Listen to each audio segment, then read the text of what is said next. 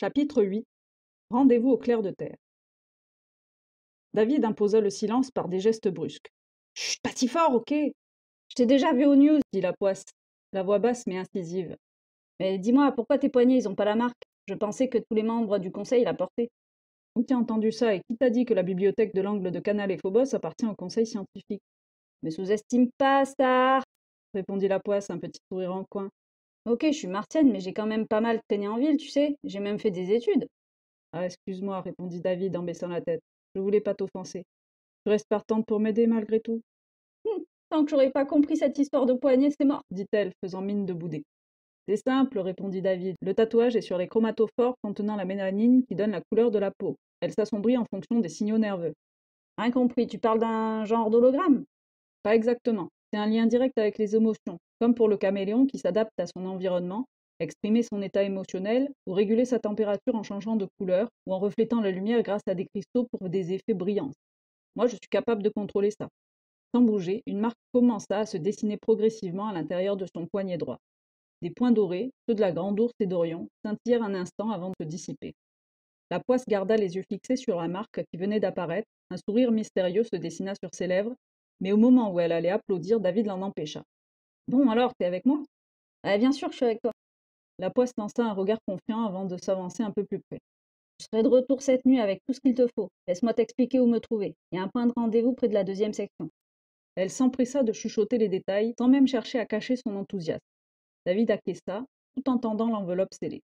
La poisse glissa l'enveloppe dans sa chaussure épaisse et sentit qu'elle devait une explication. Il y a un compartiment prévu pour ça, monsieur Stark. Vous savez ça, des chaussures des martiens?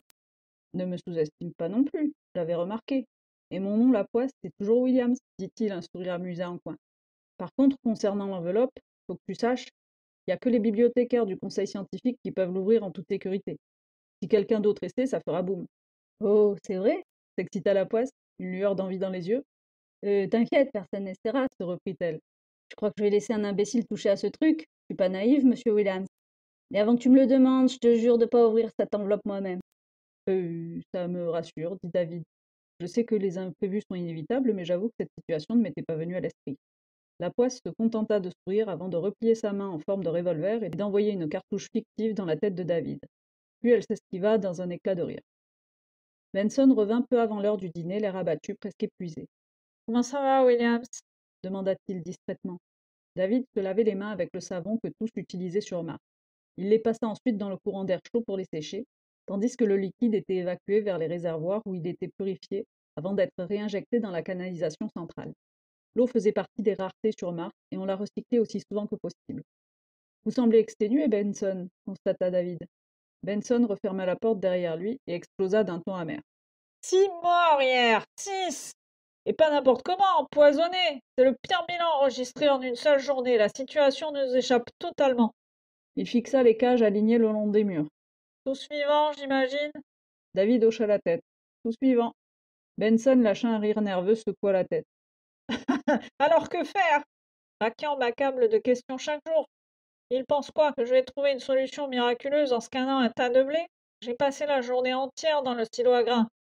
Un océan de blé, des milliers de tonnes prêtes à être expédiées sur Terre, et moi je prélevais des échantillons encore et encore. J'ai pioché dans tous les coins des silos. J'ai été chercher à 20 mètres de fond pour récupérer 50 grains à gauche, 50 grains à droite, et pourtant les chances que l'un de ces grains contienne une toxine létale sont infimes. Il posa sa mallette sur la table, la désignant d'un geste las. Vous savez ce que ça signifie? Une chance sur 20 000 que je trouve quoi que ce soit. Une aiguille dans une botte de foin interplanétaire. David croisa les bras pensifs. Pourtant, tous les aliments que nous consommons ici sont produits localement. Aucun incident recensé parmi les membres des complexes martiens. Benson fronça les sourcils intrigués. C'est exact, du moins à ma connaissance. David poursuivit. Et dans les autres installations agricoles de Mars, avez-vous entendu parler de cas similaires? Benson secoua la tête. Pas que je sache, mais sur Mars, un décès n'entraîne pas toujours une enquête approfondie. Quand un ouvrier meurt, il est souvent enterré sans autre forme de procès. Puis il demanda. Vous voulez-vous en venir? David réfléchissait à voix haute.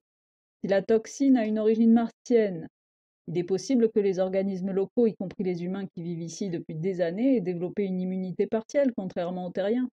Benson haussa les sourcils impressionné. Ah, vous avez peut-être mis le doigt sur quelque chose, Williams. Pas mal pour un littéraire. C'est même une hypothèse très pertinente, je vais creuser ça. Il se leva, posa une main sur l'épaule de son stagiaire. Allez dîner, nous analyserons ces échantillons demain, on verra si quelque chose en ressort. David quitta la pièce pendant que Benson prenait la mallette et en sortait les petits paquets soigneusement étiquetés. L'un d'eux contenait peut-être un grain parmi des milliers qui pourrait détenir une réponse, ou une menace. Demain, il les réduirait en poudre.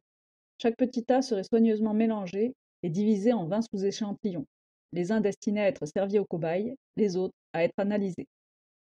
Alors qu'il traversait le couloir, David laissa aller son esprit à vagabonder. Où serait-il demain? Un petit sourire grave passa sur ses lèvres.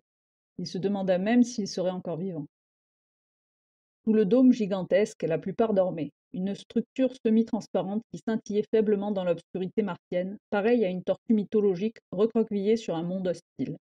Sous la faible lueur du rétroéclairage intégré au sommet, le dôme semblait presque vivant, respirant au rythme des régulateurs atmosphériques. Ce dernier filtrait et comprimait l'air martien, injectant l'oxygène et humidité produits par les plantes cultivées dans les vastes serres.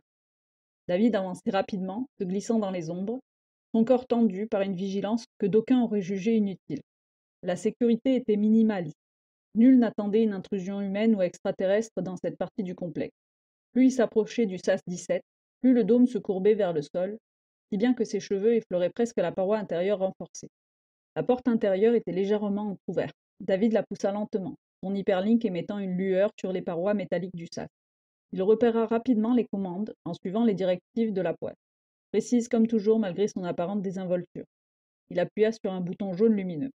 Un déclic, puis un sifflement aigu se fit entendre. Contrairement à l'inspection de routine où les SAS étaient prévus pour des véhicules lourds, celui-ci, conçu pour quelques personnes seulement, dépressurisait beaucoup plus vite et plus discrètement. David vérifia son respirateur et attendit que le système annonce l'équilibre des pressions. Quand le sifflement cessa, il actionna le bouton rouge. La paroi extérieure s'ouvrit doucement, dévoilant l'immensité martienne. David inspira profondément, du moins ce qui ressemblait à une respiration contrôlée à travers son équipement. Ce soir, personne ne le voyait. Il s'allongea simplement sur le sable froid, laissant son corps s'adapter au changement de gravité. L'inconfort initial, une nausée sourde, se dissipa en moins de 2 minutes, son organisme s'habituant de mieux en mieux. Encore quelques sorties comme celle-ci, songea-t-il, et il aurait le pied martien.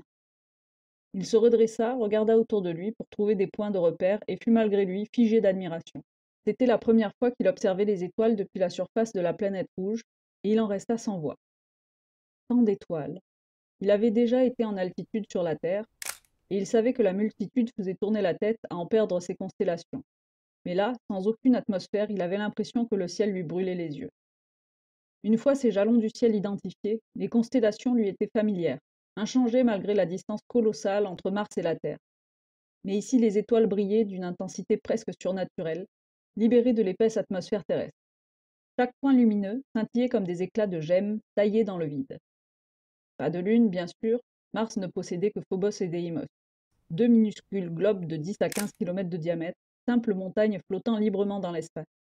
Bien que beaucoup plus proche de Mars que la Lune ne l'est de la Terre, elle ne dessine pas de disque très précis et ne ressemble qu'à deux étoiles perdues parmi les autres. Il balaya l'horizon à leur recherche, mais ses yeux furent capturés par un spectacle différent. Une lumière éclatante, légèrement bleu-vert, qui surpassait toutes les autres. Sa beauté était sans rivale dans les cieux. Juste à côté brillait un petit point jaunâtre, bien plus terne. David n'avait pas besoin d'hyperlink pour identifier les deux globes, la Terre et la Lune, la double étoile du soir de Mars. Il s'arracha à sa contemplation et ralluma son hyperlink, observant la surface irrégulière autour de lui. Les roches, presque indistinctes dans la nuit martienne, formaient les rares repères qu'il pouvait utiliser pour se guider. Il suivit la piste de la poisse, dont les détails enregistrés s'affichaient au-dessus de sa main. La nuit martienne était glaciale, le silence épais. David frissonna malgré son biosuite thermique, regrettant presque la faible chaleur dispersée par le soleil martien, si loin de cette planète, à 200 millions de kilomètres. Il perçut d'abord un bruit avant de voir quoi que ce soit, un ronronnement doux, presque apaisant. Un véhicule était là, invisible dans l'obscurité, jusqu'à ce que ses contours sombres se détachent faiblement. La poisse appela-t-il doucement. Une silhouette émergea aussitôt de l'ombre, ses tresses bleutées reconnaissables même en pleine nuit. La poisse s'approcha. Par l'espace, l'asperge lança-t-elle en levant les bras au ciel. J'ai cru que tu t'étais fait avaler par un cratère. Pourquoi tu laisses le moteur tourner? Pour éviter que tout gèle, évidemment. Mais détends-toi, avec le mode électrique only, elle ne risque pas de faire du bruit. Personne nous entendra, je connais l'endroit. Tu as les documents? La poisse roula des yeux. À ton avis, génie? Écoute, ton message a semé une pagaille pas possible. Je me suis retrouvée avec une bande de techno-cervelles collés à moi comme des abeilles autour de leur ruche. Elle imita des voix précieuses d'un ton moqueur. Demoiselle la poisse par ici, mademoiselle la poisse par là. Je leur ai dit, c'est juste la poisse, ok? Pas de mademoiselle. Et j'aurais pas cru ça, des gros cerveaux comme ça. Ben, ils y sont pas arrivés. David sourit malgré lui. Et donc? Et donc, Elle désigna d'un geste vague le véhicule. des dossiers cryptés par empreinte oculaire, un overboard de poche, une boîte énorme que j'ai pas ouverte, je veux pas savoir. Et cerise sur le gâteau, ce pick-up, le dernier modèle Edison prêté par leurs soins. Enfin prêté. On verra bien s'ils le récupèrent. David s'installa confortablement dans l'habitacle. L'atmosphère était chaude et accueillante comparée à l'extérieur, mais le peu de jus accordé au confort nécessitait quand même le port des masques. Il sortit rapidement les dossiers et s'attela à les parcourir méticuleusement. Le pick-up avançait lentement, retraçant le chemin emprunté par l'équipe de Griswold le jour de l'inspection. Pige pas! La poisse avait marmonné plusieurs fois, mais cette fois elle avait haussé la voix pour que David daigne lui répondre. Qu'est-ce que tu piges pas? Demanda-t-il en ajustant l'affichage holographique devant lui. Ce que tu fais, où tu vas, et franchement, bon, ça me regarde parce que maintenant, t'es coincé avec moi. Elle se tourna légèrement vers lui. J'ai réfléchi toute la journée. Depuis des mois, le vieux Maquin est devenu insupportable. Ce type était juste un patron pénible avant, mais ça a empiré quand Hens a débarqué. C'est lui qui a tout chamboulé. Il a redistribué les responsabilités et maintenant le petit Benson se comporte comme un gourou et toi, le conseil scientifique se met à genoux pour toi et je veux pas être mise de côté. Vraiment? Interrogea David, les yeux fixés sur l'affichage des cartes projetées sur le tableau de bord. Et ces cartes, hein, ça veut dire quoi? David tourna légèrement la tête. Tu les as regardées? Ah, évidemment, les vieilles cartes de Mars, rien de spécial. Elle ajouta, Quelle date? à l'attention de l'écran. Les haut-parleurs répondirent. Ces cartes proviennent du sismomètre OnSite arrivé en 2018. Ah ben voilà, Pesta la poisse. les cartes, elles datent de l'époque des dinosaures où les hommes des cavernes venaient juste de domestiquer l'électricité. Oui, mais ces zones assurées, c'est quoi? S'enquit David. La poisse plissa les yeux. Ce sont les cavités souterraines de Maminova où les pirates ont caché leurs trésors. Mais personne n'a jamais vu ces trucs. Comment tu veux qu'il y ait des trous à 3 kilomètres de profondeur remplis de trésors sans que personne n'ait jamais tenté un repérage approfondi?